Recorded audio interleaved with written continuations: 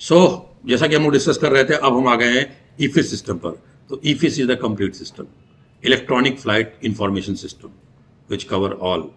So we are going to discuss about the electronic flight information system. So in the effort to increase the safety in operating complicated aircraft, computers and computer system has been incorporated. ये पूरा वही का वही है जो starting में हमने discuss किया था.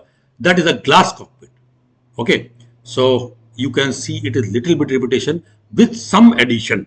So flight instrumentation and engine and airframe monitoring are area particularly well suited to gain the advantage from the use of computer. So we are moving from direct capture method to indirect capture method.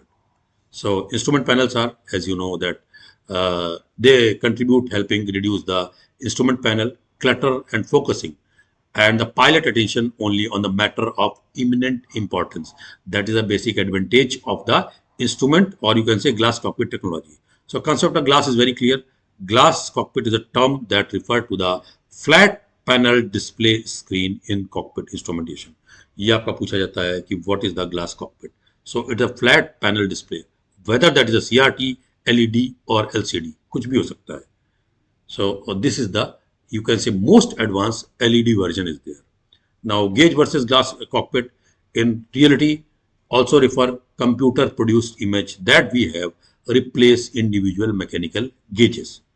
ये देखिए आपके in this diagram, these are the mechanical gauges and these are the computer generated produced images. So यहाँ से आपका कई सारी चीजें clear हो रही होंगी. So computer and computer system monitor, they the process and the component of operating aircraft beyond human ability while relieving the aircraft pilot to of the stress to having do so. So ये आपका system था जिसके बारे में हमने आपको complete किया. So here completely you can say glass cockpit with the advanced system. Advanced system में क्या आता है? Advanced system में बहुत क्लियर है. Direct and indirect capture method fusion होता है.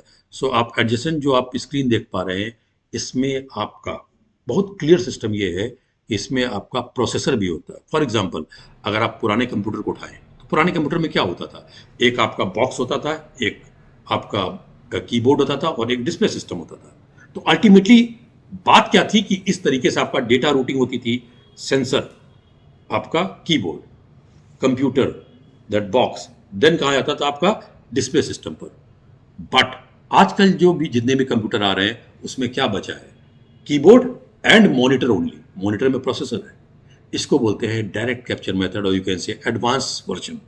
एक्चुअली ये कॉन्सेप्ट कहाँ से लिया गया है? पुराने इंस्ट्रूमेंटेशन सिस्टम से, जहाँ सेंसर के डाटा इलेक्ट्रोमैकेनिकल गेजेस से फीड होता था. आजकल क्या क्या हो गया? इसको फ्यूजन बोलते हैं. दोनों सिस्टम यूज करते हैं so that it is going through the display management and directly one line go to the your display system. So यहाँ पर हमने अपना ये पोर्शन कंप्लीट कर दिया है. सो नेक्स्ट राउंड जो हमारा होगा क्वेश्चंस का, वो हम फिर लेकर आएंगे. क्वेश्चंस डिस्कस करने से पहले थोड़ा सा ब्रीफिंग देंगे and we complete our system. So here we completed our 5.1. देखते रहिए अगेन हमारा चैनल एरो टेक्निकल्स का, एरो मरीन का. इससे आपको और भी ज्यादा एडवांटेज मिलेंगे और बाकी चैप्टर्स का भी आपको क्वेश्चंस एटलीस्ट हर मॉड्यूल के पार्ट का 50-50 क्वेश्चन हम डिस्कस करेंगे with proper picture explanation. Thank you, bye bye.